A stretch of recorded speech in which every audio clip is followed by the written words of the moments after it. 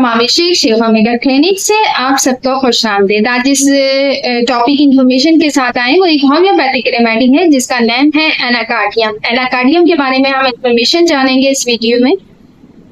Sheikh omega channel को subscribe नहीं करा तो सब्सक्राइब कीजिए, लाइक कीजिए, इन्फॉर्मेशन को शेयर कीजिए। अगर एनाकार्डियम का पेशेंट आपके पास आता है तो वो इन अलामात के साथ आपके पास आएगा कि इसका जो पेशेंट होता है उसका माइंडसेट ऐसा होता है कि वो डबल माइंडेड होता है। इसका जो पेशेंट होता है वो मेमोरी लॉस का होता है, यानी कि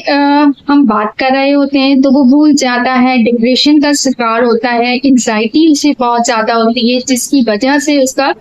GIT भी डिस्टर्ब होता है। और GIT डिस्टर्ब होने की कंप्लेन इसी तरीके से होती है कि खाने का सही तरीके से डाइजेस्ट ना होना, कहका फील होना, नोजिए की फीलिंग्स आना, वोमिट का हो जाना, भूख न लगना, एनोरेक्सिया हो जाना, वो इस तरीके की अलामात में शामिल होती है कि जैसे गैस्ट्रिक इश्यू हो गया, ब्लॉटिंग हो गई, ये वो इस तरीके की कैफियत होती है। तो इसका जो पेशेंट होता है वो डाउटफुल भी बहुत ज्यादा होता है। मेमोरी लॉस की इस तरीके से होती है कि आप अगर एक बच्चे को लेते हैं और उसको एग्जाम की बहुत ज्यादा टेंशन है तो फिक्र में बहुत सारी दफा आपने ऐसा देखा होगा कि बच्चे एग्जाम देने के लिए जाते हैं, किसी चीज की प्रेजेंटेशन देनी होती है, कोई स्पीच करना होता है, किसी चीज में पार्टिसिपेशन होती है, तो वो टेंशन की वजह से हर चीज को फॉरगेट कर देता है, नहीं बोल पाता, नहीं कर पाता रिएक्ट। अगर इसी तरीके से बात करते हैं तो हमारे पास एक मेडिसिन और भी है कि लाइकोपोडियम के हवाले से भी हम बात करते हैं, जैसे कि हम जैल्सीमम के बारे में भी बात कर सकते हैं कि लाइकोपोडियम का पेशेंट भी बोलना चाहता है, लेकिन क्या होता है कि उसको वर्ड्स चाहिए होते हैं बोलने के लिए, बात करने के लिए।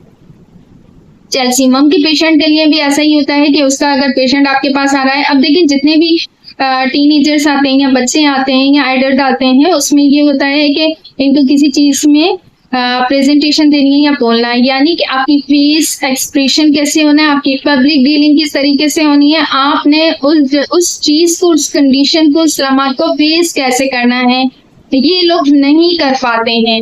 ये मेडिसिन के प्लस साइनल सिम्टम्स है, जैसे कि हम लाइकोपोडियम भी कह सकते हैं, हम जैल्सीमम भी कह सकते हैं कि एक खौफ और हरास का शिकार होने की वजह से